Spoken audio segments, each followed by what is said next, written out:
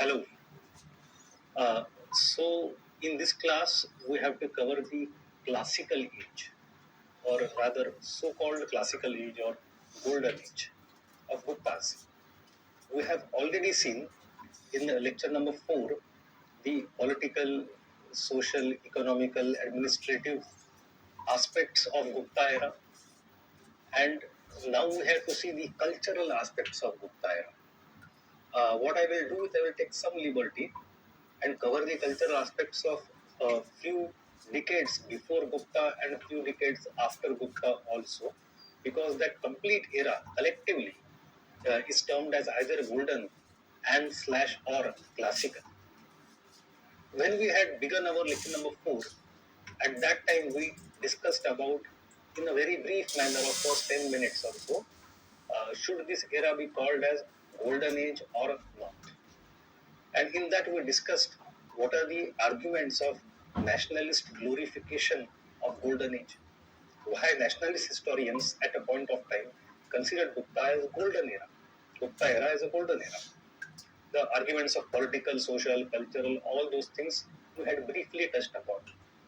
And then we went to the history being written, or history that was written after independence in 60s and 70s, where this thesis was attacked that Guptas do not represent either the golden era, and if at all, they are not the only golden age. And even if they are golden age, it is not entirely their contribution. The process started quite before. And fourthly, it was not shared. The prosperity of Gupta era was not shared by all. This idea of golden age itself is now questioned. Not only in India, whether Guptas were representing golden age or not. Not only that, but across the world, was there anything as golden ever? That is the question. And may it be Periclean Athens, may it be Elizabethan England, or anywhere, every civilization points out some of its peaks. So, one thing is for sure, Gupta era represents one of the important peaks of achievements in India's ancient history. There is no doubt. But that does not necessarily mean all the things that we construed as golden were necessarily true. Even if not. Even if not. So arguments about golden age are debatable. But there is another term which is or which was used as interchangeable with golden age, but which is actually not. And that term is called as classical age.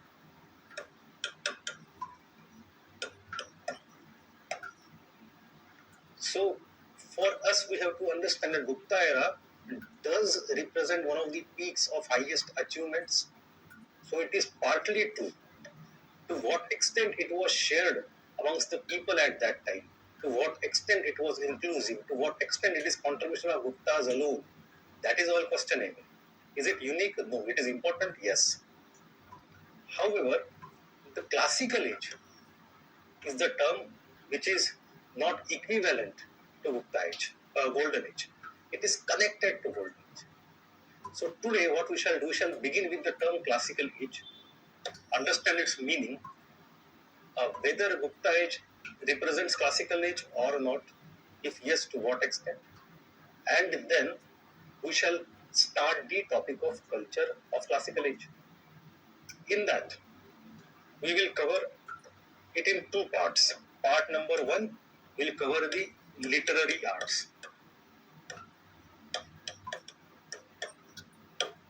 and part number 2 will cover visual arts.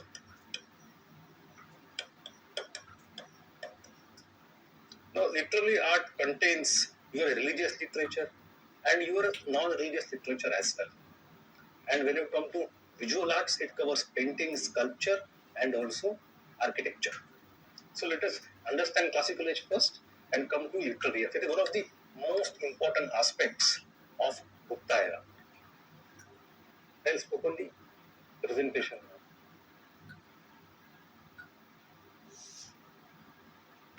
So classical age, as I said initially, I am taking few years or few decades before and after Gupta as well to cover the topic comprehensively.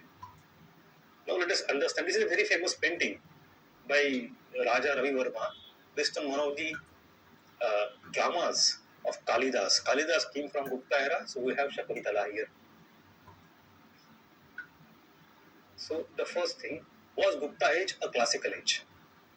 Now we have to understand what is the meaning of classical first and how it is different from golden. Golden is a generic term for the highest achievements in all the fields of life. So that is a larger term. Classical is a very specific term. It is mostly in the context of art and culture. Now, classical means it is not only the finest that your civilization has ever produced, it also creates benchmark for the future generations. These are two important ingredients of the term classicism. So, if you look at any art form, it passes through multiple phases over centuries. Initially, it is very primitive, like painting or sculpture. It is very primitive. That is called primitive art form. As you progress, you come to second stage, the stage of experimentation and innovation. This is the second stage, innovation and experimentation. There is a lot of fertility of activity and creativity. Ultimately, that art form settles, matures into a uniform and also incredibly beautiful level. That is maturing formal classicism. This stage is classic stage. Over generations, that classicism gets so much extended, so much formalized, that the balance between experimentation and codification is lost. And what we have is over stylization, or in the West they call it Baroque. So this is a very old school evolutionary aspect of looking at any art. For example, let us take sculpture or painting. If you take painting, you go to Bhimbetka in the Stone Age. It's a very crude painting. It's a very formative stage, primitive stage. Then you come to later era, in the Satavahan age, of which the paintings we have, that is innovative era. You see some kind of stylization, but some kind of innovative also. Ultimately, you reach Gupta era, in which you have formal classicism. I will discuss term classicism once again in a minute. And then if you go to post-Gupta era, it becomes too baroque, too stylization. Same in the case of language, you have poetry. So generally, old school historians thought that this is an evolutionary aspect for any art form. And Gupta era represents this formal, classic, matured phase in most of the art forms in India. That is one thing. Now, what does classicism mean? It means only two things, very specific. First is, it should be excellent. That excellence should be enduring. So, enduring excellence. That is one.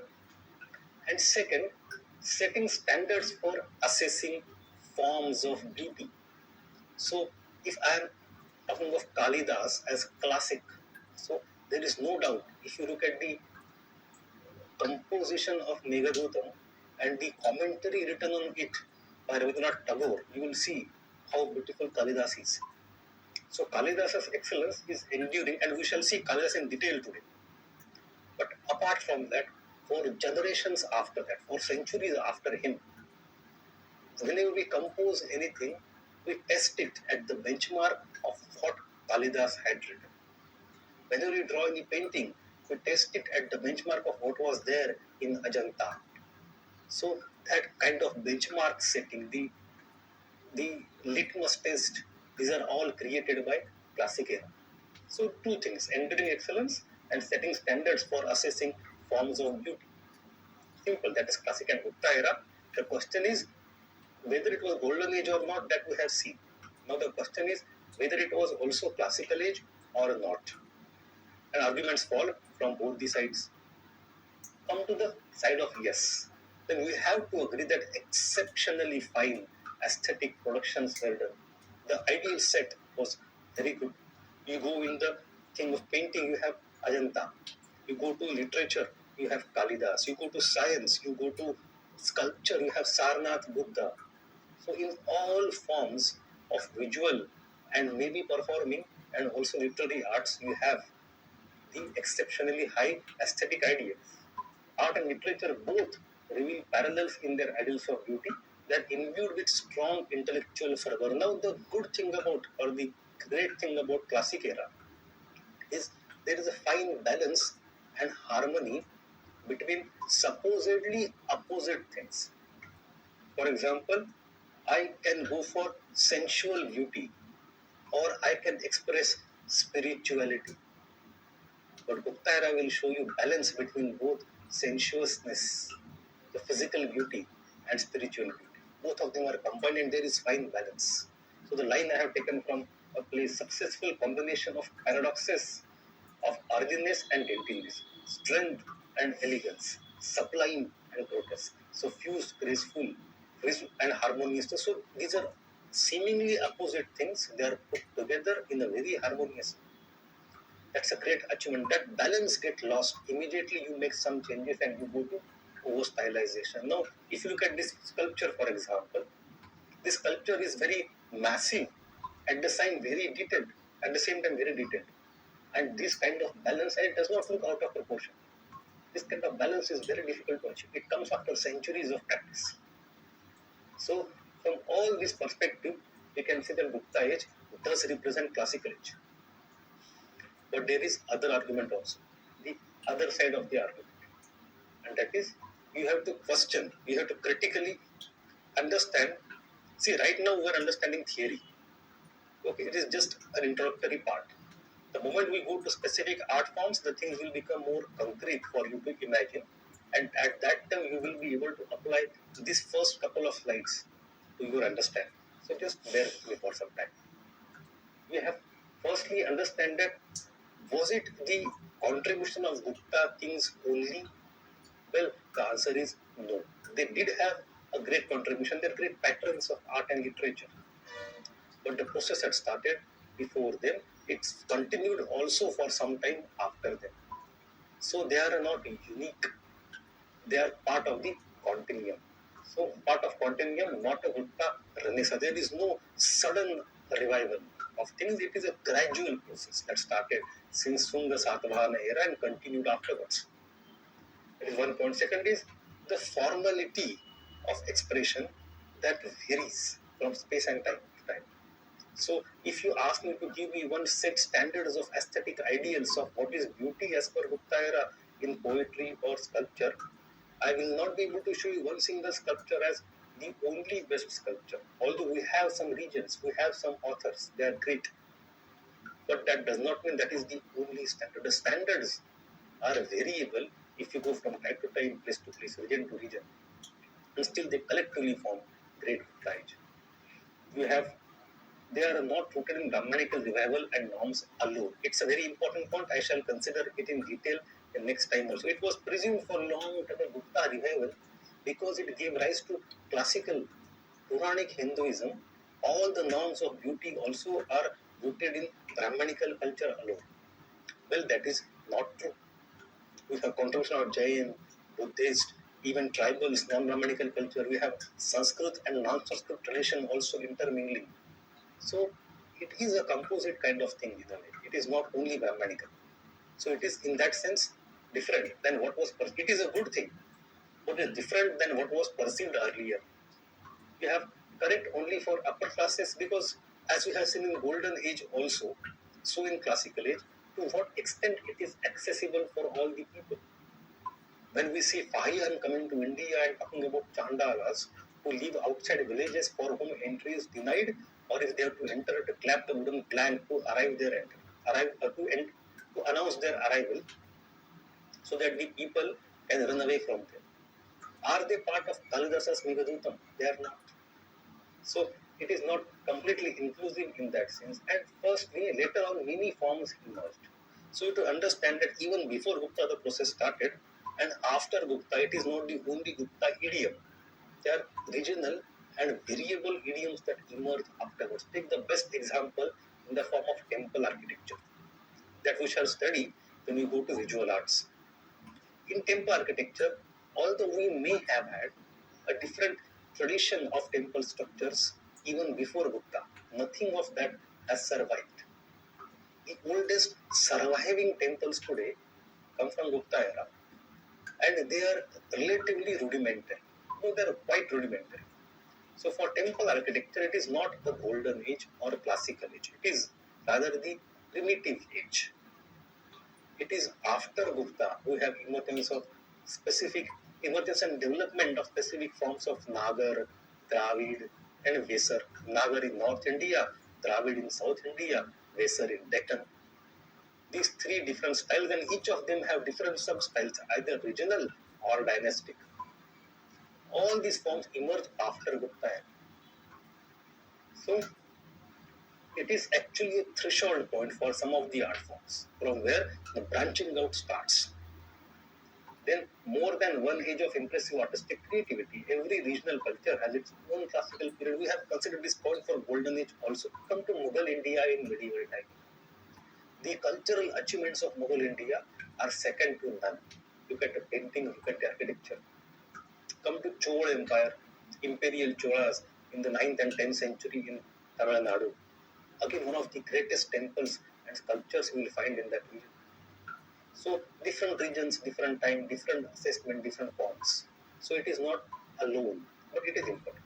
So we have to question all this. But I will take one part that is not rooted in Brahmanical revival alone and norms alone, because it was believed for a long time that the emergence of Gupta era classicism is nothing but efflorescence of Sanskrit language. Well, this is by and large true. By and large true. Sanskrit has come of age. Although it's a very old language since Vedas, or maybe even before Vedas. That was different Sanskrit. It was a different Sanskrit before Panini. Gradually, it became a language which is of not only elite, but all forms and state and everything. And it reached its height in the era of Gupta. However, you have to understand that there was no transition from the pre-Gupta phase in which we have Buddhist and Jain people who wrote primarily in Pali or Prakrit, and in Gupta age we have Brahmins and with the rise of Hinduism primarily writing in Sanskrit.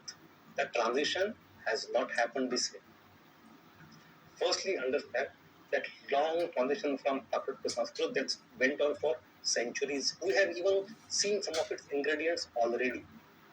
When we talked of Ashwagosha we saw in the case of Kanishka. When Kanishka had come to India, he had besieged one of the cities in the eastern India. He got ransom. Ashwagosha was a great composer and great Buddhist and beginning bowl of Buddha. That story we had seen. So Ashwagosha is contemporary of Kanishka in the Kushana era, and he is the one who was a Mahayana Buddhist thinker and who wrote Buddha Charita in Sanskrit. So Buddhists, especially Mahayanists, have already started to shift towards Sanskrit. And they also have a good contribution in the development of Sanskrit as classic language. Then we have royal inscriptions of Junagadh, Allahabad, Mandsaur. All three of them we have already seen. They are in Sanskrit and they come from, some of them come from pre-Gupta era also. And then increase in the use of prose in Sanskrit literature. So we have not only poetry of Sanskrit for which we remember them, but also prose. So all these things show the transition is gradual and there is contribution of multiple actors and not only some elite Hindus. That is one thing. And second thing is that the transition is not complete in a sense that Sanskrit has not completely overshadowed Pali, Prakrit and other vernacular languages. Other languages also continue to thrive. For example, Shvetambara Jain. So Jainism have Shvetambara and Digambar, we know that. So Shvetambara Jain continue to use Magadhi Prakrit. Now Magadhi is a region in Bihar. The Prakrit variant that was spoken in that region was Magadhi Prakrit, and that variant was used by Shvetambaras continuously during that age for their compositions. We have Digambaras using other variants of Prakrit called Maharashtri and Shauraseni. So different sects of Jainas are using different variants of Prakrit. Then we have intermediate Prakrits like Maharashtri, Shauraseni, Magadhi, the three that I have mentioned, now start gradually to evolve into something called as Upper Brahmsha. So what is this Upper Brahmsha? It's a phase. It's a linguistic phase in the development of languages in India. You have old Prakrits then you have intermediate Prakruts, then you have this Apabhramsha phrase, and after Apabhramsha, which is neither here nor there, mix of it, you then go into today's vernaculars. We have emergence of Bengali, of Marathi, of Gujarati, of gradually Hindi. All these languages evolve not directly from Prakrut, but from old Prakrut to intermediate Prakrut to Apabhramsha and then to today's vernacular. That transition is already underway in Gupta age, and languages are mutating and getting formed into new phase. It has not stopped despite the so-called dominance or preponderance of Sanskrit literature. Then you have Sanskrit poets interacting with Prakrit and Pali poets. Now this is important. These different languages do not evolve in isolation. They're in the same land, similar people interact, they exchange ideas, they exchange forms of beauties, they exchange ideals, everything. There is constant interaction between them. You have one book called Setu Bandha. I'll talk about it later also. Setu Bandha.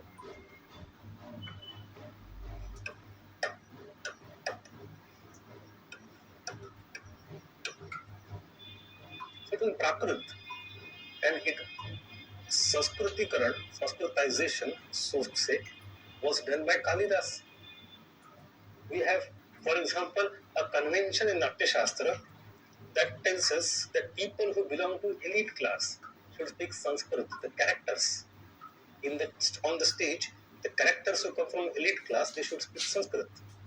And the characters who come from low class, maybe a servant, maybe a slave, even sometimes women, they should not speak high class Sanskrit, they should speak Prakrit.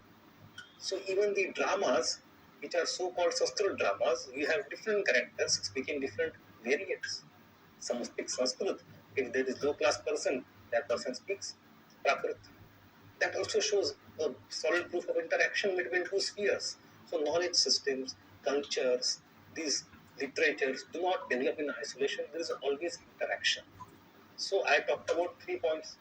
The first point was the transition is long. Secondly, the contribution is not only of Hindus in the development of Sanskrit. Then I talked about other people continuing other languages. And finally, there is interaction between the spheres. My only point to say that when you assess classical forms, you should not assess them only based on one religion, one language, one culture, one varna. It is not that. Classicism can be achieved when this kind of intermixing happens. That leads to great heights. So it is a collective effort of the entire civilization. Now, enough of theory. Let's start with the actual art forms compound. This was what I have taught so far is useful only for the sake of understanding, and if they ask some question in the mains, they generally ask these questions where they focus on some kind of assessment of classical forms. So let us start with the first section, that is literary arts, and then in the next section we shall cover visual arts. Performing arts, we don't have access to much of that era anyway. There is no recording, video recording of that time or audio recording. So, literary arts. Now, I'll tell you one thing very clearly. For last few minutes, we discussed about golden age and classical age. However, you should relax about it and you can use them interchangeably, not an issue. Technically, they are different. We have seen the difference amply. If they ask any question, you have arguments from both the sides. But if you happen to use them interchangeably in your answer, sometimes it is completely fine, not an issue. Let us begin. Literary arts. Now, I have summarized all the arguments here again because the questions need some kind of consolidated arguments at one place. So, if at all there is some question that talks about either Kalidas or overall Sanskrit literature of Gupta era or classical age, you should have points at one place. So you have this great achievement, prosperity, unity, patronage, and then also flourishing in all the branches of Sanskrit. That is an important aspect. Classicism does not occur in only single branch of knowledge or only single type of literature. If it occurs everywhere. It is comprehensive. all these sections of society, all these sectors of knowledge are informed by that kind of classicism. For example, Gupta era, what we have to understand when we talk Gupta literature, we talk about religious literature, popular and creative literature, and also scientific or scholar literature. And they have multiple subtypes. In religious literature, we have Puranas. So why have we referred to Puranas since lecture number 1 or 2nd? I will discuss about Puranas here for some time too. Apart from Puranas, we also have Smritis. Here also I will give you an overall understanding of Smritis and talk about the contribution that happened in Gupta age. And we have many philosophical texts. Here we don't need to go into detail because they are too much arcane and too specific for our understanding. They are not necessary, but understand them that various philosophical texts were also composed at that time. Now we have popular or creative literature. In that we have drama, the theatre, the golden age of the theatre is in this time. We have kavya, poetry. We also have fables and folk tales, the stories, and then romance, akhyayika and katha, different forms of stories, romantic stories. Then, apart from this creative literature, we also have scholarly literature. It could be Arthashastra. Arthashastra we have already seen one, but it's a generic term for many books that fall in that category. So Kautilyan Arthashastra belongs to Mauryan era. In this era we have Nitisar of Kamandaka, which also we have seen. It's a tradition of Arthashastra only, different era, different books. Then we have Kama Sutra, again Kama Shastra. Again in that tradition we have multiple books. The most famous one, the one by Vatsayan, comes in this era. Then you have poetics. Poetics and poetry are different. Poetry is here, kavya. Poetics is scholarly study of poetry. And it's kind of a shastric tradition. We have many thinkers who do some kind of analysis of poetry, talk of technicalities of poetry or poetics. We have lexicography and grammar, linguistic study. The languages, its words, etc., dictionaries, thesaurus, everything is there. Grammar studies. Then we have medicine and astronomy and mathematics, the typical scientific subjects, or pure science, if you can call them. But all of them are scientific, they are not literary as such. So these are various categories of literature, and we have to see most of them one by one. And few examples of each of them. What I want to say is, when you say classical age, all these sectors, in all these sectors you will see a few books which are at the greatest of their sector. That is one thing. Now, this kind of categorization is a very fluid one. Different books you will find different categorization. There are some old school people who go by the traditional categorization, in which you have a dharma, artha, kama, moksha, the four purusharthas. So when you say dharma, the dharma shastras, you have smritis.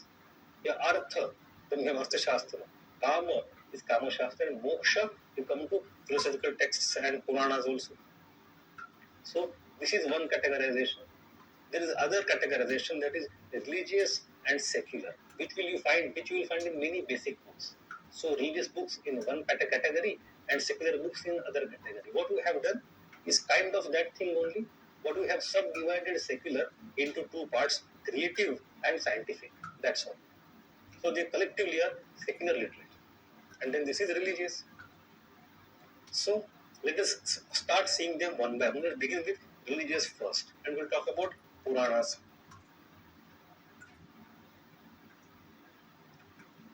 The Puranas are extremely important, and more importantly, they are popular religious literature.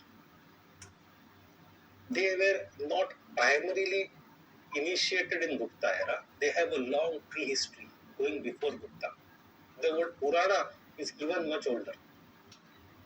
But they were constantly composed, recomposed, re-edited, and the draft got finalized after centuries in the era of Gupta. Now, why was it required? We already have a set of book called Vedas. We already have various branches of Vedas. Then why do we need separate section of book called Puranas? Veda and Puran. Already you have Vedas. Why? Because the religion changed. The religion in the Vedic era was different. It evolved. Society evolved. Religions evolved. Books also need to evolve. So once Vedas were finalized, they were not touched. But your requirements have changed with the change in religion, so you need a different and new category of books. They are called as Puranas. So what changes took place from Vedic to Gupta era in Hinduism? See, gradual change in Vedic sacrificial rites with assimilation of numerous ideas, ideals, local tradition, folklore. So Vedic religion is primarily a sacrificial religion based on Yagya, Homa, Havana. The gods are Varuna and Indra and Agni, who are more naturalistic gods, nature forces. And there is no murti, there is no bhakti, there is no mandir. In Gupta era, the religion has changed so much that we have emergence of different gods. Brahma, Vishnu, Mahesh, Trimurti has emerged, which has now become more important than individual gods of Vedic era. The gods have changed. Then their supreme deities, either Shiva or Vishnu or Devi. So these are sectarian deities which have emerged: Shaivism, Vaishnavism, Shakti, and you have followers of only those sects who consider that their own god is superior to other gods of other sects. And then you have image worship and bhakti. You have bhakti. Bhakti is not present in Vedic literature. It is the oldest mention of bhakti word is found in some Upanishad. But bhakti as an ideology, bhakti as a mainstay of the belief system was not there in Vedic era. It emerged gradually later. And now you have bhakti. You not only have bhakti, you have to perform bhakti, you need to have murti, the image, the idol. And where is idol placed? It's in a temple. So a temple-based image and bhakti towards that. All these three things, bhakti, idol and temple, were not there in Vedic era. Now they are there in Gupta era. So you need different books because the method of worship has changed. Gods have changed. Your belief system has evolved. So you need different set of books. And then there is large pantheon of gods who are interlinked with mythology to each other. So you need to create those stories. So you have these Puranas being composed. Now how many Puranas are there? There are infinite number. I don't know what, some say 200, 400, 500. There are many Puranas. But if you go by the core, old and main Puranas, the 18 Mahapuran and 18 Upapuran. Maha is great, Upa is sub.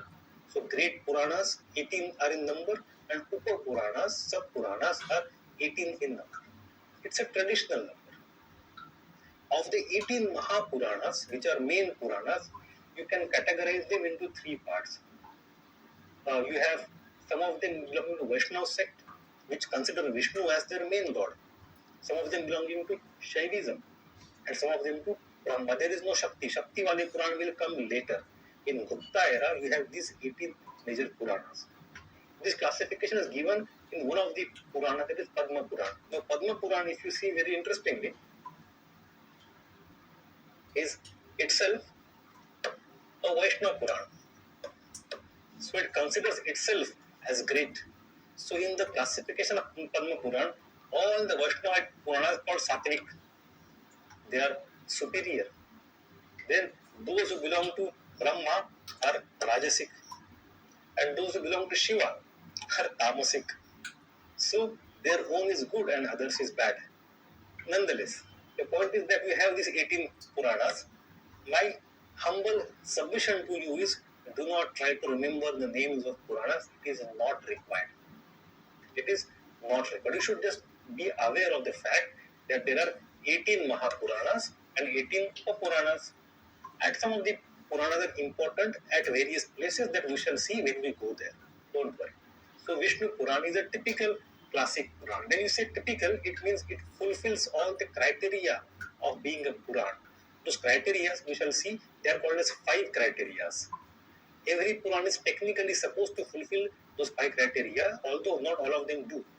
But some of them do, and the most typical example is Vishnu Puran. The Markandeya Puran is the oldest Puran. You should know only this much. Good enough. When you come to Upapuranas are not very major. They are local Puranas. They talk of the local pilgrimage place. The Pandit there would compose a Puran and stories to claim the greatness of the place. So the place becomes great, it becomes important. People come there and migrate for pilgrimage. So the importance of the place or importance of local deity increases. We have many such Upapuranas. They come from local cults and different religious sects. And we have only three examples, of which only one example is to be remembered. That is Vishnu Dharmottara Puran. This is an important example because this Puran talks about the painting technology of that era. Painting. So the techniques, the styles, the methods, the understanding, the scholarly analysis of painting of Gupta era you can find not in any other book but in Vishnu Dharmottara Puran only. Then you have other aspects about it like Vaishnava text from Kashmir, often quoted by Al-Biruni, etc. These are things of fine arts, painting, dancing, singing, sculpture. This is the important point. So the point I want to deliver is all the Puranas are primarily religious literature. They are somewhat encyclopedic and they contain both sacred and secular things. They don't only talk about gods, they talk of many other things, poetry, music. Even if you go to Agni Puran, you have Agni Puran here.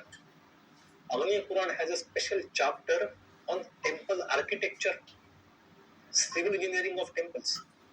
So Puranas contain many other things apart from religion, although they are primarily for religion. So they are encyclopedic in nature. That is one thing. Now, what are the characteristics of Puranas that I was talking about? There are 5 important characteristics of every Puran. Technically, it is supposed to have. They are called 5 characteristics or Pancha Lakshana. So there are 5 parts. Each Puran is supposed to have each of these 5 parts. It starts with Sarga. Sarga is creation. It's a cosmological creation. Dunya ki utpatti. Genesis. You have Pratisarga because it goes through cycle. It is recreation.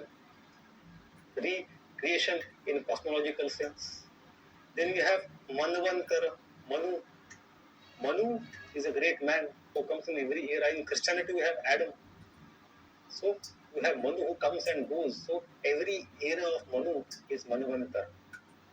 You have Vamsha and Vamshanucharitam. So Vamsha and Vamshanucharitam are genealogies of various kings and various sages, rishis, sadhus, munis, gods, and also kings. So some mythological, some historical. And historians are primarily interested in this part, Vamshanucharitam and Vamsha. Because other things, Sarga, Pratisarga, Manvantara, are clearly stories of mythology. But these things may have some roots in history. But each Puran is supposed to have all these 5, although not all of them do possess them. That is to be understood. And one important aspect is the conception of time in Purana. Now, many historians have studied in detail. Time is measured in multiple ways. If you look at the idea of time in Purana, it is astronomical. It is mind-boggling. You have various terms. UPSC asked this question a few years ago about these terms. So you have Yuga, you have Mahayuga, you have Kalpa, and you have Manvantara. These 4 terms are to be understood. One is Yuga. We know there are 4 Yugas. Then we have Mahayuga. So 4 Yugas collectively is called as Mahayuga. Then 1000 Mahayugas becomes one Kalpa. The Kalpa is the greatest of the unit of time. And then we have each Kalpa is divided into 14 Manvantara. That is this part, Manvantara. So this is a time cycle. Cycle goes on. You have rise of society and fall of society. You have rise of dharma, fall of dharma. It goes on cyclical. So it's a cyclical concept of time. So this is as we find in Puranas. Come to history. This is about books and literature, all is fine. Come to history. We have to ask 2 specific questions. The first question is, why do we compose and recompose such books? What is the utility? We have talked about one thing, that is change in religion. What you have to understand that this continuous rewriting was happening because of some specific reason, and that reason, as I said, is a writing for the reflection of change in religion. So we have earlier books also, and these earlier books are their Vedas, and there is some parallel tradition to it, that is oral tradition. You see, all these books, may it be Quran, may it be Vedas, may it be Puranas, all these things existed in before in some kind of oral tradition, and they were written down much later. And when they were written down, they were not written down finally. Even after that, they went on rechanging again and again. So even in the case of Puranas, even when I say that Puranas come from Gupta era, I don't mean that they were composed in Gupta era. What I mean is they were compiled finally in Gupta era. There are two different things. One is composition and one is compilation.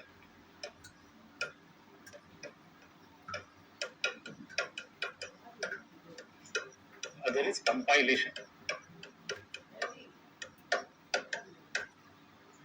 So a story may be in circulation in public for a long time, for centuries. Afterwards, someone sometimes sit and collects the stories and writes them down.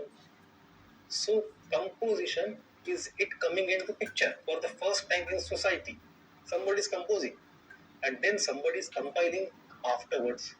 And what we have access to is this compilation. Because when you see the manuscript, that manuscript is nothing but compiled manuscript. We can carbon date it. We can talk of language. You can find out some date, but that date is the date of compilation. It is not the date of composition. Composition is much older.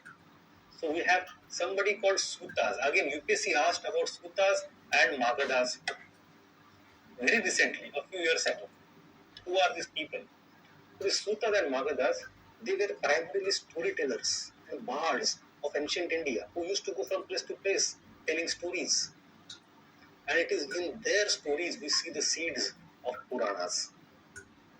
It is very old. It is before Christian, before century, 2nd century CE. Gradually, the stories were compiled in the form of Puranas, and by the time you reach the era of Gupta, they were given concrete shape. So, why were they given concrete shape? Because introduction of sectarian doctrines of Hindu rites and customs, which did not fit well with the Vedic religion, so you needed new text. Then attempt to reconcile bhakti with orthodox beliefs and varnashramas. So old books do not have bhakti, but now bhakti is important. How to reconcile them? Create more stories. Then you have dana, tirtha, vrata, puja. These are typical important aspects. Dana, dakshina. Then tirtha is pilgrimage. Puja is prayer and worship. So these things are there, which are now explained, new rites of Hinduism in the Puranas. And now you see, locally, different priests have different necessities. They have their different propaganda, their different requirements. So you see regional flavors in Puranas also. So it is again a very limited guesswork. Nobody has given date and time and space at the place where they have composed the final Purana, but we can guess from some references inside Puranas that Brahma Puran was finally compiled in Odisha, Padma Puran in Rajasthan, Pushkar. We have Agni Puran in Gaya, Varaha Puran in Mathura, Vamana Puran in Thanesar, etc. We have different Puranas in different regions. Although do not memorize this, not required, but you should understand that we have local versions for the propaganda of deity and tirtha of that locality.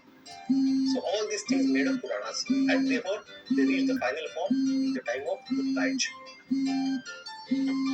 And the most important question about Puranas is to what extent can they be used for tracking history.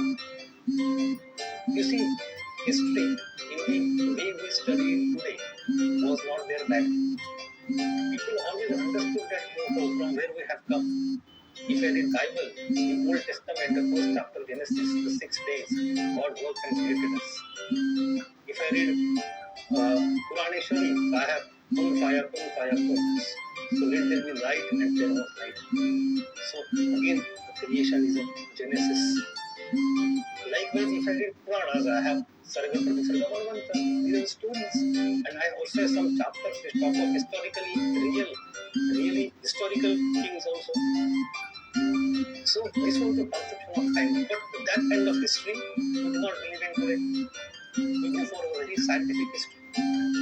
And for writing scientific history, can we rely on these Puranas? Do these Puranas tell us anything that is of importance to us, any relevance to us, anything which is factual? Well, the answer is yes.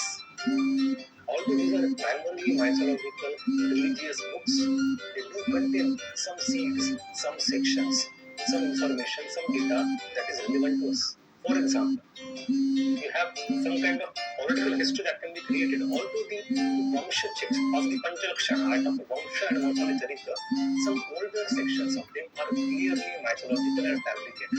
This god, that Vamsha, this Vamsha. These things don't exist. We have to agree. But the later dynasties, they are historical. We get information of Aryanka, Shishunaga, Nanda, Maurya, Shunga, Kanava, Andhra, till Gupta. There are many dynasties and many kings about which we do not have information otherwise. Especially if you go for Mahajanapad era, that is before Mauryas, for those few hundred years, there is no other record of Indian history in literature from which you can understand names of the kings and dynasties. We have no idea. But the problem is that they are mythologized. You have details between the Puranas, they don't match. One Purana tells us this other Purana gives you different history. They don't match. What do you do? So there are some problems. Apart from the political history, you can also use them for historical geography. So you have mentioned, because they come from locality, you have mentioned some rivers, some mountains. You understand how geographical understanding of humankind or mankind in India evolved. And then you have the more important part of that is the use for socio-religious history. So they talk about all the things that I just mentioned, how the Hinduism evolved. If you study Vedas vis-a-vis Purana, if you study old Purana versus new Purana, you come to know how Hinduism is evolved. So they are important for religious history. This is the way you can use Puranas for writing history today. That is one thing. Apart from Puranas, you also have something called as Smritis. Now, Smriti chapter is a big chapter itself, so I do not need to go in detail. If I have to tell you in one line, in Gupta era, what happened, then I can say that Narada Smriti, Vishnu Smriti, Brihaspati, and Kartikeya Smritis were composed in Gupta era. Full stop, nothing else. But I think I should give you some comprehensive perspective going before Gupta era and also after Gupta era at one place. You have them somewhere with you. So understand. You see, there is a term called Dharma Shastra.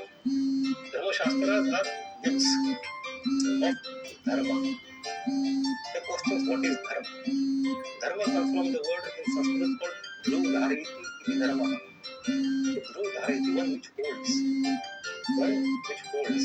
So, something which you possess, something that sustains, something that supports is Dharma. So, Dharma is duty of everyone. It varies from life to life, station to station, situation to situation, age to age.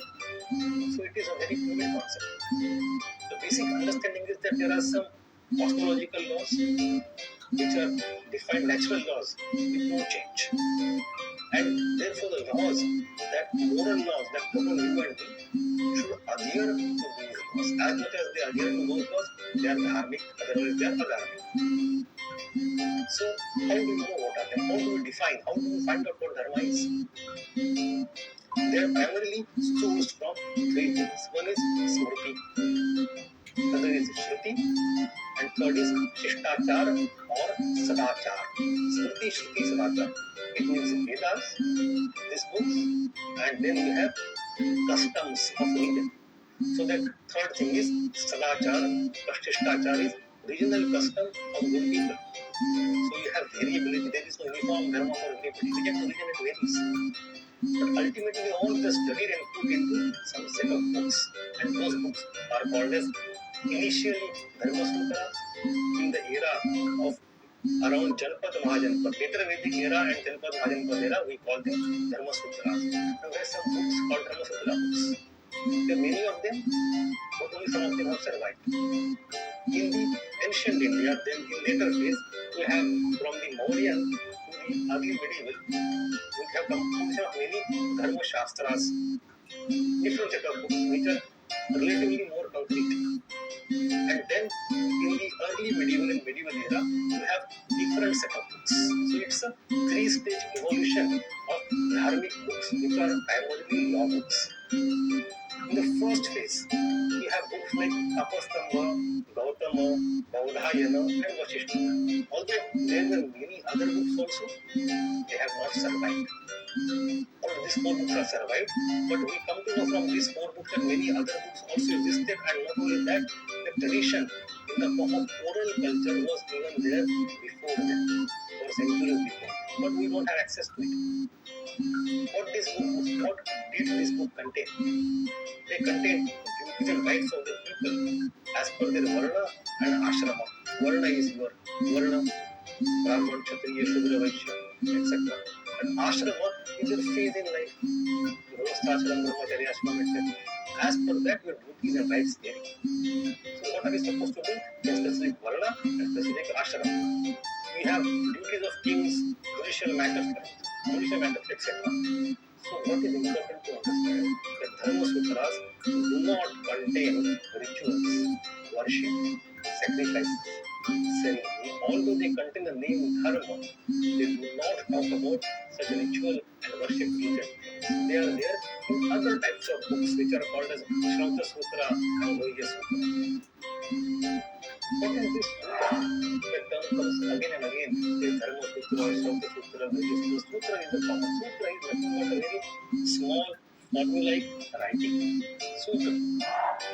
It's a very terse, very small, very short writing in which you have make the understanding very dense in 2 words, 4 words, 10 words, etc. Or one couplet, 2 couplets. And now it takes a lot of training, education to decipher what they mean. So, written in the concise sutra format, very terse statement, difficult to understand without training, and thus leaving room for interpretation. So, of all such Dharma Sutras, only these four have survived. But from Mauryan era onwards, when we have first empire in India, Mauryan Empire, onwards, we have then graduated to the next phase that is called Smrutis, and we have already seen Manusmruti and Yajnavalkya Smruti when we saw post-Mauryan era. We discussed about the commercial expansion and commercial laws. That is also part of Smrutis. Then, in the Gupta era, we have Narada, Vishnu, Gospati, and Karteya. The age has changed and new law books have come. After Gupta, in around 700 CE, we have Vishnu Smruti. So, there are various Smrutis being composed in various eras. And they are primarily prescriptive. So, although they contain norms of social behavior, personal law, civil law, criminal law, everything is there. But they are not law books in today's sense because they are not enforced on people with the backup of state. They are normative. We have seen that they are prescriptive. They are not prescriptive, they are descriptive. They tell you what should happen. They don't tell you what did happen. So then you go to next phase in the early medieval and medieval. Here you see now the state is becoming gradually more important. The law is being separated from religion. And you have Hindu law emerging from the shadow of Dharma and establishing its own independent identity, and they have become more formal law as well as procedure of law. Both of them are getting formalized, and state is given more and more room to play in social matters. And here we have a different setup. Now you don't compose new smritis. That era is now gone with Gupta post-Gupta. From early medieval onwards, what do you have? Compilation of books, criticism, commentaries. We have various books. So of them, I will refer to only one that UPSC asked this year in exam, and that is the Dayabhag. In this year prelims, the question was asked. So Jimutavahan is a person who wrote a couple of books, of which one is Daibak, which is Digest of Laws on Inheritance. So what is this? So various such digests were composed in that era. This digest did not write their own laws. What did they do? They just studied all these old books and they took some specific issue, like inheritance is one issue. And what would Jimutavahan do? Jimutavahan would study all these books and find out the sections on inheritance and what all these thinkers talk about inheritance, and he will just compile them at one place and tell me that, okay, Nikhil, in this case, this law applies, but this thinker says not this law, but that law. His opinion is that, but his opinion is this. So all these things were put together in digest form by Jimutavahan in Daibak. So when it came to inheritance, it became important. We have other famous book, that is Mitakshara. Mitakshara is a tika, a commentary by a famous person called Vijnaneshwara on Yajnavalkya Smriti. Now, where is Yajnavalkya Smriti? Yajnavalkya Smriti is already written over here. So now people are writing commentaries on that. And not only one, there are many commentaries. Similarly, there are many commentaries also on Manusmriti in this era. The famous one by Medhatithi. Again, a famous one. So these are some important laws. You don't need to memorize all of them, don't worry. You need to understand the sequence.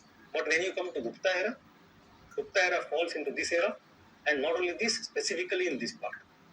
So my only point in Gupta era, that in the case of Smritis, we have composition of Narada Smriti, Vishnu Smriti, Brihaspati and Karten, and Vishnu is specifically in actually 700 CE.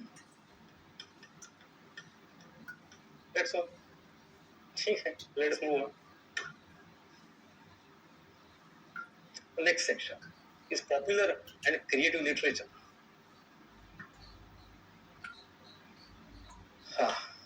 The most important one. We have finished the religious literature, I'm moving to popular literature and creative literature. The most important one is Kaviguru Kalidasa. He is like enigma. He is the best of what you can have in Sanskrit language. So he enjoyed popularity throughout the ages, yet we actually do not know much about him. We don't even know when he was there. There is a dispute amongst historians whether he was really there in Gupta court or not. One thing we can say for sure, that because he has written the book that we discussed, Malavika Agnimitra. In Malavika Agnimitra, it talks of Agnimitra, who was second in the dynasty of whom? Of Shungas, that is post-Maurya. So he must be at least after Shungas for sure, not before them, because he written about them. So we have one place after Agnimitra, after 150 BCE. And there is one inscription in Aihole we find in Karnataka that comes from 634 CE, in which the name of Kalidas is mentioned specifically. So we know that he happened before that. So only thing we are certain of is that he happened to be after Agnimitra and before 634. But there are many other secondary corroborative evidences based on which we guess that he must have happened or he must have existed in Gupta era. He mentions about, for example, Huna invasions. He must have been in the Vakataka court for some time. We have many secondary evidences, plausibilities, based on which we say that he was in Gupta era. Now, the stories about him. The famous story that he was sitting on, he was a fool person. You know that he was a fool person. There was a woman who wanted to get married and she was very arrogant of her own intelligence. She said that I will do Swayamvara. I will marry only that person who will fool me in the debate. Many kings go to marry her. She defeats all of them. Ultimately, people get angry. What do? They send Kalidasa because he was a fool person. He wouldn't know anything. He went and they devised the rules in such a way that Kalidas would win and she would lose, and then she would marry Kalidas. They just want to take revenge of that woman. Ultimately, she gets defeated and she marries a fool person. And how do we know he was fool? Famous painting, famous story that he sits on a branch and cuts the same branch. So he marries that intelligent woman. And on the very first night, she finds out that she is swindled. Her husband is fool. Now she can't do anything about it. She gets angry. She tells Kalidas, go out, get out. You should come back to my room only when you are Pandit, you are Vidwan. Till that time, you have no entry into my house. Bechara Kalidas. He goes to multiple places, ultimately becomes Vidwan, he comes back. When he comes back, he does tuck tuck on the door. From inside, she asks, who is there? He says, I am Kalidas. She says, Asti Kaschit Tava Vag Vishesha. What is the Vishesh? What is the specific greatness of your Vani, of your knowledge? So, what is your special knowledge that you have acquired because of which you have come back to me now? Asti Kaschit Tava Vag Vishesha. So, the story is that Kalidas took this entire sentence, Asti Kaschit Vag Vishesha, and composed many kavyas based on that. So, his one kavya starts with Asti. Asti Tarasyam Deva Mala Himalayo Nama Nagadi Raja. Then second kavya starts with Kaschit. Kaschit Kanta Virha Guruna Swadhikara Pramatta, and likewise. It's a story. So these are all stories that we know. He went to Sri Lanka. He had to take help of some prostitute there. And he died in Sri Lanka. But none of these stories have any actual, factual evidence to prove. So, but what we can guess based on his literature, what kind of training, what kind of personality he would have been. That is all we can guess. We don't know anything. What we know is his literature, not the person, but literature. And these are the works of perennial beauty. So, we have to see them one by one. The total 7 books of him have survived. 3 dramas and 4 kavyas. The 3 dramas, the one is Abhijnana Shakuntalam. Abhijnana Shakuntalam, Shakuntala, the famous one. The second is Malavika Agnimitram. Malavika Agnimitram, we have seen that in the class. It is the only drama of Kalidas that is based on historical material. On historical material. Other dramas are based on epics and Puranas and Vedic stories. Then we have the third drama, that is Vikram Urvashiya. Vikram and Urvashi. So these 3 names are dramas. We have 2 Mahakavyas.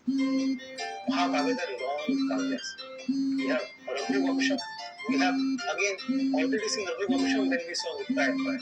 And how it refers to some Gupta kings possible. And when we have Kumara Sambhavam. Kumara Sambhavam is possibly incomplete, we don't know. But it is about the birth of Kumar. It's about affair between Shiva and Parvati.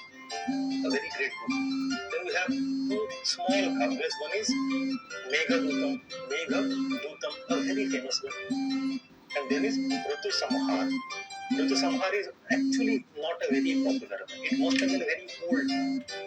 Rather, by old I mean, based on its quality of literature, it seems that it was one of the first books that he wrote, not the book that he wrote when he was already very matured.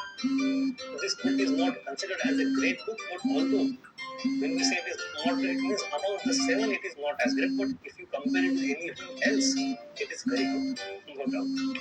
And then Setubandha is there. You have this thing. Now, from the mains point of view, this was from the prelims point of view, the 7 names you should remember. But from mains point of view, if they ask you to write, generally what I have found that students are at loss when they have to describe. They don't possess enough accurate adjectives to describe the beauty, to describe the characteristics. Because these adjectives are generally not very concrete, they are abstract. Because it's about beauty. So what I've done here, I've given you some points. You do not need to remember all of them, but if you can understand dimensions, it will help you in writing answer to any literature. The first thing is the content. The content is based on what? So Kalidas plays and his kavya are primarily based on Vedas, epics and Puranas, with the exception of only one, that is Malavika Agnimitram, is based on history. Then we have his Supreme Court of Love. When I say Supreme Court of Love, what I mean? You see, Kalidas is great because he adhered to the form of rasa. Rasa, we have discussed in the class. Rasa. So, and the rasa in which he excels, that is Shrangara Rasa. So, love. And not only one type of love, various situations. and various sub-emotions which are associated with love are explained by Kalidas beautifully. So, in his drama, in his poems, we find multiple situations, multiple characters, multiple relationships, and multiple problems. So, we have budding love, love consummated, rejection, despair, even father's son for love, different types of love. He is a great poet of love. That is one. It is genius. Secondly, his similes and metaphor. There is one very famous saying, उपमा कालिदासस्य भारवेदर्थगौरवं दण्डिनः पदलालित्यं मागे सन्ति प्रयोगः. So उपमा कालिदासस्य. Kalidas upma. Upama is simile. So he was considered great master of similes and metaphors. I'll tell you one simile. Once upon a time he wanted to talk about Kanchipuram. Now, Kanchipuram is a great city in South India. While describing the greatness of Kanchipuram, what did he do? He put similes and metaphors. He says, Pushpasya jati, Purusheshu Vishnu, Nagishu Rambha, Nagareshu Kanchi. So among the flowers, it is jasmine, Pushpeshu jati. Purusheshu Vishnu, among all the males, it is Vishnu, Purusheshu Vishnu. Narishu Rambha, among all the females, it is Rambha. Nagareshu Kanchi, among all the cities, is Kanchipuram. So, this is the greatness of Kalidas. So, Upama Kalidasasya. So, you should know that when you talk about him, you should talk about his being poet of love, he being great in similes and metaphors. And then other things are just for your addition writing. Although we can go in them that his language is very graceful. He used a language which was not like his language, that is Sanskrit, but a style of Sanskrit is called Vaidarvi. In Sanskrit, we have two styles. One is Vaidarvi and other is Gaudi. So Vaidarvi style is a style which is very simple, very elegant, not very complex, not very ornate. And Kalidas primarily used Vaidarvi style. But there are many poets who use Gaudi style, which is a very ornate, which is full of difficult words. And as you go to further stylization later on, Gaudi becomes more common. But Kalidas, you will find some complex words, but not much. It is simple and elegant and charming. So this line, this word you should also remember, Vaidarvi. So you have him talking about the content, about love, about similes and metaphors, about Vaidarvi language, and other things are generic. Now, Kalidas always adhered to Natya Shastra of Bharata Muni. So, Natya Shastra is a great book on dramaturgy, on theatre. It lays down norms of what to do. And Kalidas conforms with it completely. There are other great poets like Bhasa. So Bhasa was there, who was a great Sanskrit dramatist centuries before Kalidas. He is also great. But in some places, he purposefully do not follow the convention of Natya Shastra, like in his drama called Uru Bhanga.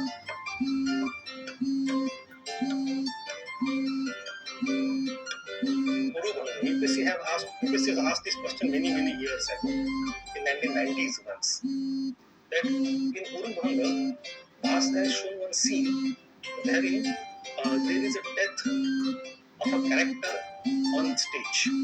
It is completely disallowed by Bharata Muni Natya Shastra.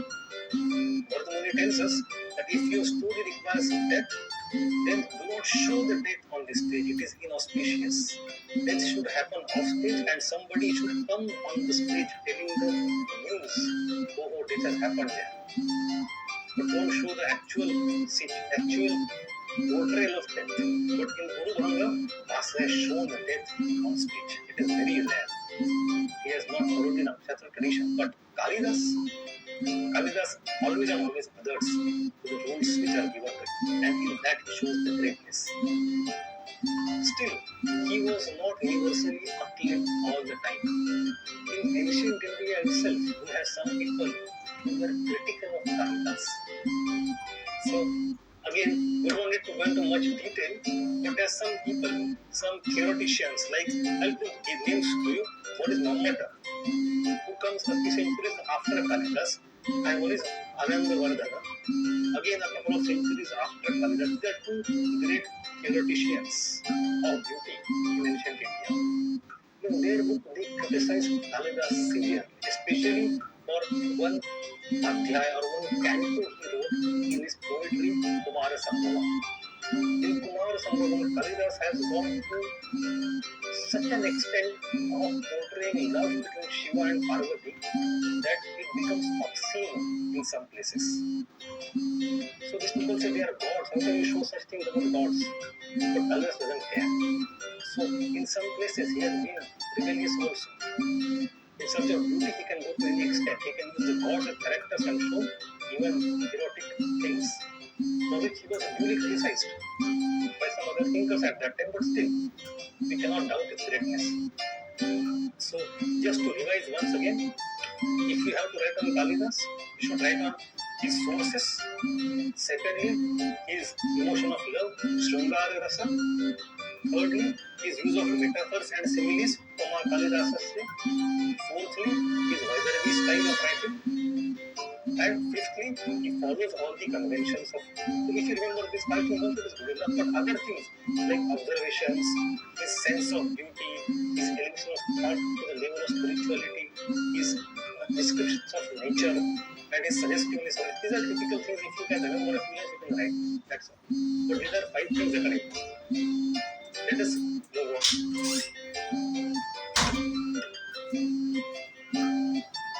Apart from Kalidas at that time, we have many other dramatists writing great dramas. Now, this is a typical prelims wala section where they ask you to match the pairs, and almost all of them have been asked by UPSC in recent past or very not so recent past, 20 years, 30 years, 10 years, 5 years. These are typical people that you should remember them well.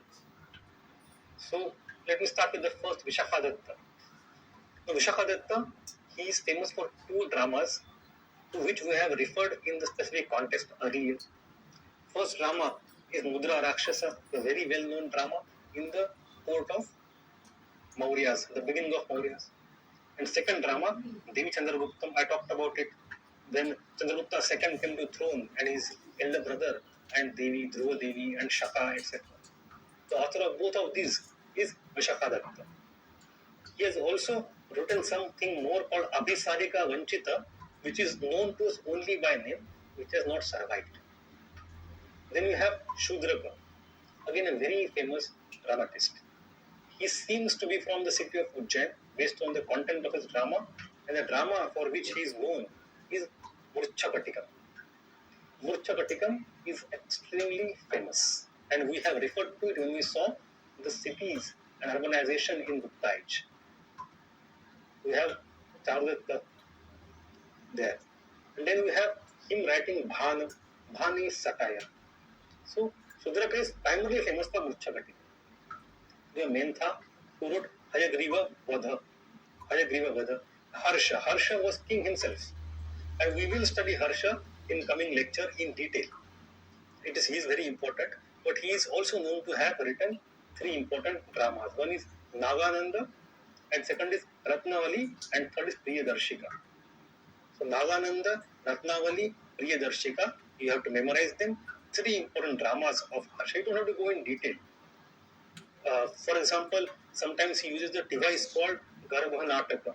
It's a very interesting device. He has it to perfection. Garbha Nataka is Natak within Natak. So on stage people gather and they watch drama. So on stage the characters are there who are playing drama and others are watching drama. So drama within drama, Garbha Nataka. He is also the one who has used the folk music to great use in his drama.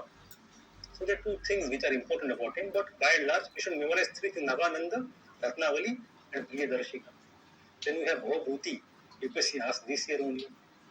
Now, Bhavabhuti, he was from Kannauj. Now, Bhobhuti, he is best known amongst, apart from Kalidasa, that in Karuna Rasa. The Kalidasa excels in Shrungara Rasa, Bhobhuti excels in Karuna Rasa. Shrungara Veera Karuna Bhuta Hasya Bhayanaka. So Karuna Rasa mein, it is Bhobhuti, and he has written a few dramas which are very important. And don't confuse them, because one of the dramas is called as Mahavira Charitra. So we think, oh, Mahavir, it must be Vardhaman Mahavir for Jainism. No. In the case of Bhobhuti, both Mahavir Charitra and Uttara Rama Charitra, both of them are two separate dramas on the career, on the life of Rama. The first half is Mahavir Charitra, and second is after Rama, you have Uttara Rama Charitra. What happened to Ayodhya and all those things. And then he has also written a drama called Malati Madhav. It is called Romeo and Juliet of Sanskrit theatre. Malati Madhav. So these are the dramas that we have to memorize very well. Of these, Vishakadatta, Shudraka, Harsha, Bhobhuti, all four of them have already been asked by UPSC multiple times. We do not have luxury to go into stories of all of them, otherwise you would enjoy them to no end, but there is no point. Let us move on. So apart from drama, you also have Kavya. Kavya is poetry. Now, there are 5-6 important Kavya called Mahakavya. Not all of them are contemporary, but many of them come from classical age. So I have listed all of them here at one place. Mahakavya, we have all of them, of which two are Kalidas. One is Bharavi, Magh, Bhatti, and Sri Harsha. So Kalidas, Bharavi, Magh, Bhatti come from classical age. Sri Harsha comes from much later age. He is sometimes included, sometimes not included. So Kalidasa's Kumara Sambhavam and Raghuvamsham, which you have seen as Mahakavyas. Bharavi writing Kirata Arjuniya, it is also very famous. It is mentioned in the NCERT at multiple pages when we discuss the Mahabalipuram panel architecture and sculpture. In Mahabalipuram, if you go on the eastern coast, we shall study them when we study Pallava, don't worry. We have a huge panel relief on the wall, which possibly is the depiction of a scene from Kirata Arjuniya of Bharavi. Then we have Magh. Magh wrote Shishupala Vada. I talked about it in Upama Kalidasasya. Bharave Artha Gaurav. Dandinaha Padlarityam and Maghe Santi Trayo Gunaha. So Magh is thing. He wrote Shishupala Vada. We have Bhatti writing Bhatti Kavya, which is nothing but a story of Ramayana, but through the poetry, it also illustrates rules of grammar. So Bhatti Kavya and Sri Harsha's Naishadhiya Charitam. So we have these terms, we have to memorize them, the author and book name. There is no other option. Then Jain Stotra, very famous stotras of Jaina, Bhaktamar Stotra, etc., they come from this era. Even if you go, you have Jain friends, you talk to them, most of them would know Bhaktamar Stotra. They come from this era primarily. Then you come to Shataka. Now Shataka is Shataka, that is 100. So in Gupta era, this style emerged for the first time. We have a collection of poems arranged thematically, and each section has 100 poems. They're called Shataka or Shataka. So you have Bhartrhari, who wrote 3 Shatakas called Trishataka or Shataka Traya. Shataka Traya. Sringara Shatak, Niti Shatak, and Vairagya Shatak. All of them are very famous. Saramya Nagari, Mahan Chhatrapati, Samant, Chakram, Chatak. They come from the very famous one. That is from Vairagya Shatak. So these 3 different sections. We have Sringara Shatak, which will contain 100 Subhashitani on Sringara, Niti, 100 Subhashitani on policy, and Vairagya, 100 on Vairagya. Then we have Amuru Shataka. Amuru is the author, and this is about eroticism or Shringar. Then we have Mavira Shataka and also Devi Shatak by Bana Bhatta. So we have these 4 important Shatakas being composed at that time. Apart from that, we have some important other poems also. We have Ghatkapar, who was one of the 9 Navaratnas in the court of Chandragupta II. and he wrote Ghat Karpar Kavya. It is exactly opposite of Meghadutam. Interesting. In Meghadutam, the Yaksha is banished from heaven, put into Ramagiri ashram in Ramgiri. His powers are taken away from him. He is remembering and pining and yearning for his wife, so he sends the messenger in the name of cloud. Find his wife and give the message. That is in Meghadutam. In Ghattarpar Kavya, it is exactly opposite. It is the wife who is pining and she sends the message in the form of cloud to her husband. Ghattarpar Kavya. We have Buddha, Ghoshara, Brahmaka, Mentha, etc. We have other things, but some of them are important. Now, I know that you will find these things very factual. Trust me, although I won't disagree, they are factual, but they are very interesting. If you want to do some time pass someday, for half an hour, 1 hour, you have some travel, so you're bored, you just take one poem, one author, read about them. You will enjoy it, you will learn a lot about India's history, India's culture. And if you know something extra about them, you will not forget the primary business. And UPSC doesn't want you to go into a lot of details, not required. But Bharavi, Mark, Bhatti, the questions have been asked from them, so you should know at least these basic things. Now, tables and popular lore. This is the next thing in the creative literature. The second last thing. Here, the only important book, as we know, is Panchatantra. As a child, all of us have read Panchatantra, Isapaniti, Hitopadesha, all of them. They come from the traditional Indian folklore. Although the oldest versions have been lost, if you see the possible backtracking of how the stories might have come to us today, they exist in three different regional forms. We have northwestern, Kashmir, and southern versions. But all these versions of stories originally came from one common version from Gupta era, which in itself had come from one common version, which is now lost, which was the pre-Gupta. So Panchatantra, the stories, the fables, they come from Gupta era, and they are composed in that time. And then you have romance. Romance. Now you have two parts there. You have one is Akhyayika and one is Katha. So they are stories. They are stories. But when you have Akhyayika, the story have some historical content, some characters, some kernel, some seed is from history, and others you create around it through your creativity. But when you call it Katha, Katha means it is through and through completely story which is imaginary. But both of them are ultimately romantic. Romance doesn't mean love only. It means a great story of the character and the event of story. It has all the rasas in it. And the most famous one is Bana Bhatta. Now, Bana Bhatta has written two important Harsha-charita and Kadambari, of which Kadambari is a very famous thing here. We have to see Harsha-charita in detail. So what we shall do is Kadambari we will categorize over here in form of romance, and the book Harsha-charita, which is nothing but biography of Harsha. Charita is biography. Charita is biography. We have already seen one Charita, Buddha Charita by Ashwa Ghosha. But a Charita is of a person who is great teacher, a religious person. Harsha Charita is about the king Harsha. So it is a first known biography in the history of India which is about any historical king. That is Harsha Charita, but we shall study that when we study Harsha. So just make it a note somewhere. Here the who's important Kadambari. So Kadambari of Bana is important. And then you have Dandin and Subandhu who wrote their own romances, own akhyayikas, own stories. So Dandin wrote Dashakumara Charitam. Dandin was in Kanchipuram, in Pallava era. So all of them come immediately after Gupta era. Guptas are gone. Within 100 years, they have existed. Dashakumar Charita, we have already referred last time in lecture number 4 that a Brahman is a robber as shown in this book. So these are some new authors and new categories. That is the second part.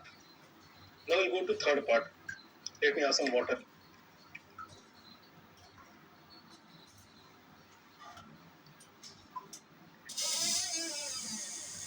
So far we covered religious books. In that we talked about Puranas and Smritis. Then we covered the creative literature, in which we talked about drama, kavya, fable, and romance. Now we are covering literature which is scientific and scholarly, of which the first two texts we have already covered in the class, Nitisar and Kamasutra. Nitisar, as I said, is Kamandaka Nitisar and Vatsaya's Kamasutra. They come from the two traditions, Arthashastra tradition and Kamashastra tradition. We don't need to go into detail, but they belong to this era. We'll go next. We have some more scientific books which are not science, but they're technical books. One is about poetry. Now the poems are there, poets are there. That's a different thing. And those people who write about technicalities of poetry, they are called poetics. So poetics is a category of literature that talks of technicality. So we have some important people like Bhatti, Dandin, and Bhama. They come from Gupta and post-Gupta era. They talk of norms, rules of poetry. We know alankars are there. We know, for example, sonnet, ABBA, etc. All these things, alankars, lagu, guru, everything is there in this poetics. You know, in Sanskrit, to be very honest, the tradition of such shastrakars, those who create such scholarly books, is a very strong tradition of every form of art, in painting, in drama, in dance, in music, in poetry. All of them have got painters and dramatists and musicians and poets. At the same time, all of them also have got great Shastric people who study the forms, who talk about, who comment on them. And that is a separate parallel stream going on. So in that parallel stream of poetics, we have many authors here. Similarly, when it comes to languages and grammar, we have the most famous one, that is Amar Simha. Amar Simha was again one of the 9 Navaratnas in the court of Guptas. Interestingly, he is a Buddhist. He is a Buddhist poet in Navaratna, and he wrote a book called Damalinga Anushasana, but we call it Amar Kosh. So this is the Amar Kosh.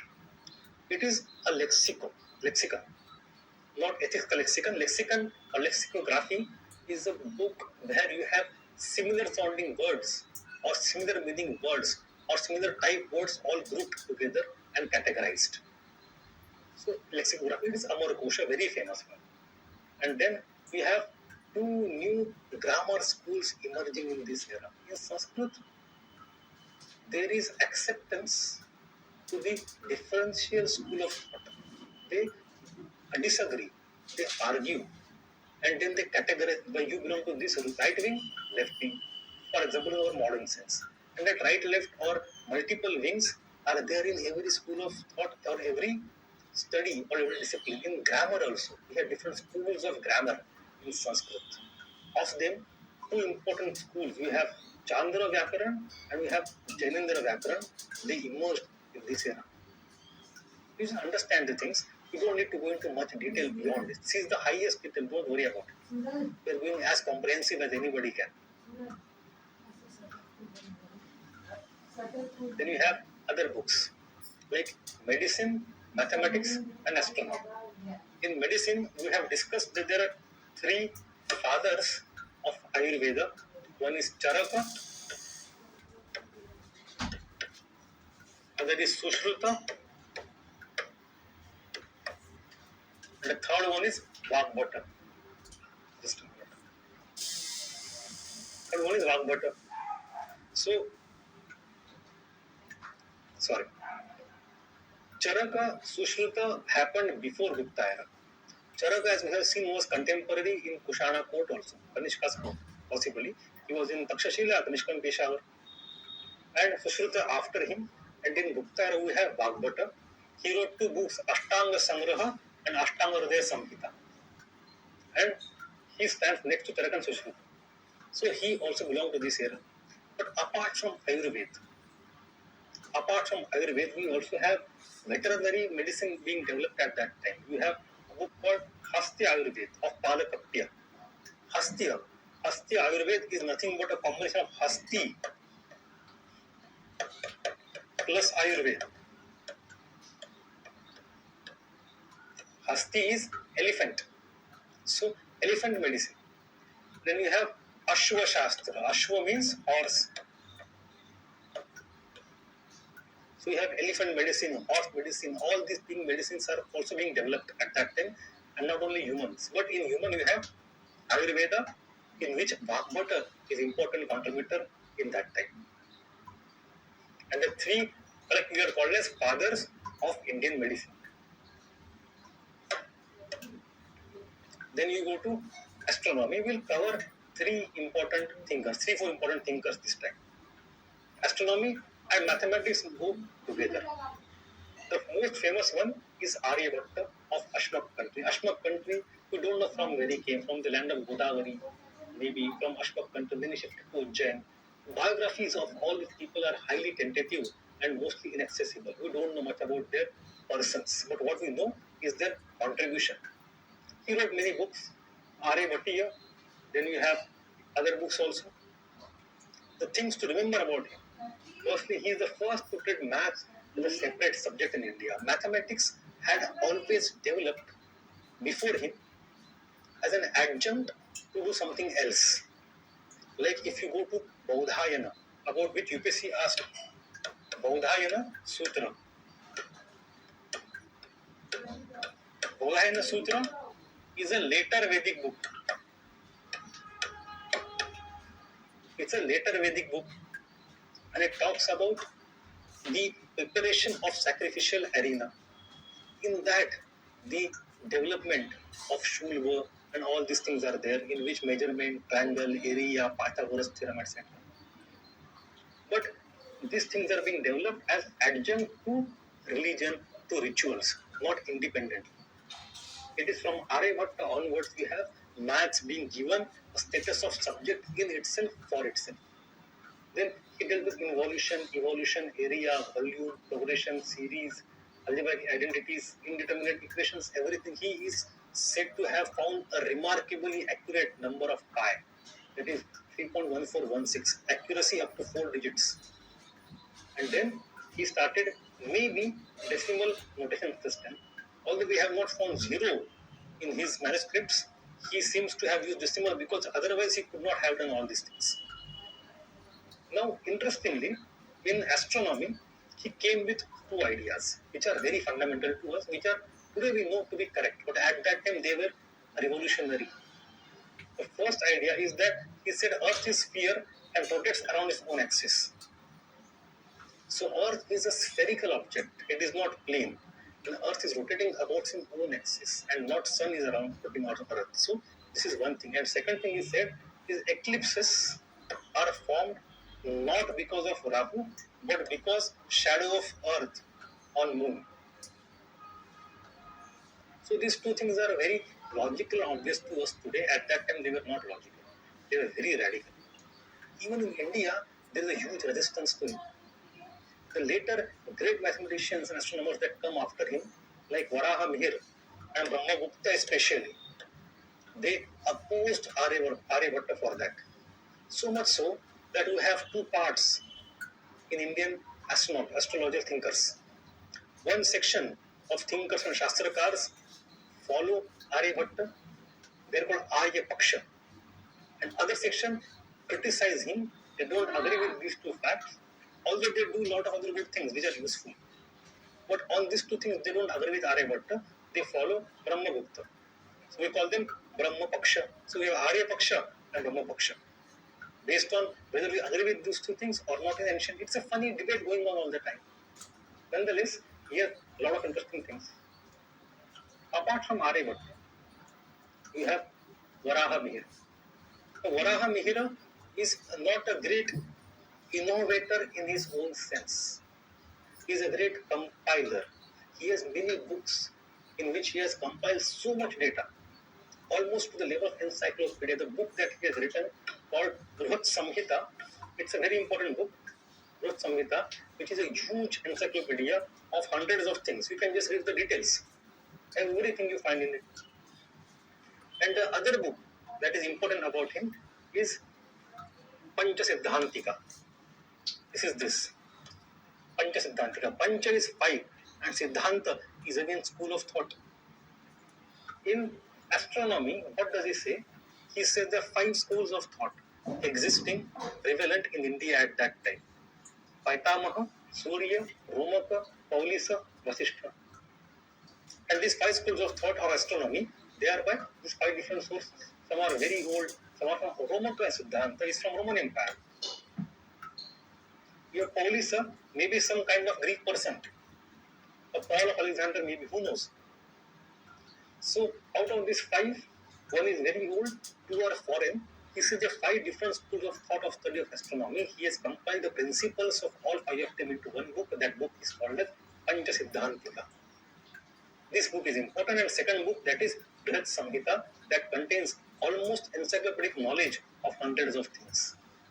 That is what Varaha Mihira. He came after Aryabhatta because he is known to have criticized Aryabhatta for those 2 things. He does not follow Aryabhatta tradition. Then we have next person, that is Brahmagupta, who is important in himself, a very great person, one of the most accomplished astronomers in ancient India. He is the one who gave rules for the first time to compute zero. His books were translated into Arabic and went to Arabia also. In Arabia, his books were translated, they became very popular. It was one of the important books that informed the golden age of sciences in Arabia in 8th and 9th centuries. And his books are there. Then we have Bhaskara first. We have 2 Bhaskaracharyas, Bhaskaracharya 1 and Bhaskaracharya 2. Bhaskaracharya 2 comes in later early medieval, in 10th, 11th century. So he is beyond our scope of time this time. Right now we are talking about only the classical age. So Bhaskara 1 comes from this age. And Bhaskara 1 has written again many books, and he is remarkable for his almost accurate approximation of sine function. And he was also translated into Arabic, and his book became famous in that land. So, sine function, Bhaskaracharya 1. And finally, you have not only mathematics, medicine, and astronomy, you have development in other sciences also. Now, these are chemistry, metallurgy, and Shilpa Shastra, civil engineering, architecture, etc. And there are many books of those. Now, you have to understand one thing, because we are basing our understanding right now on texts, Sanskrit or otherwise, but primarily texts. We are perforce leaving out other development of sciences, like Mehrauli iron pillar. No book has survived that talks of metallurgy in so much detail, that tell us how this Mehrauli iron pillar was created, what kind of forging technology was used, how the alloying was done. We don't know. We can guess, we recreate today based on our modern technology, but at that time, what did they exactly do? We have a lot of confusion. So there are many sciences based crafts that are also being developed parallelly, to which we do not find any Shastrakar, we do not find any scientific tradition where books are written. But the sciences existed in practices of crafts of people and community and castes who follow specific profession. But they do not under our purview of textual understanding of the era. Okay. So what we shall do, we'll stop over here. I have covered 3 parts of literature, religious, then creative and scientific. In next lecture, I will cover other parts apart from literature, that is visual arts, in which again we will cover 3 important parts. One is painting, in which we shall cover Ajanta painting in detail, which is also UNESCO World Heritage Site. Secondly, we will see temples, the beginning of temples in India, especially in Gupta heartland. Initial temples, the simple temples, how were they? And then thirdly, we will see the best of sculpture of India, the Sarnath Buddha, and other sculpture development. So we have already covered sculpture of the earlier era. Now we are covering sculpture of Gupta era. And that will be the end of the classical debate, classical era wala argument. of Gupta age.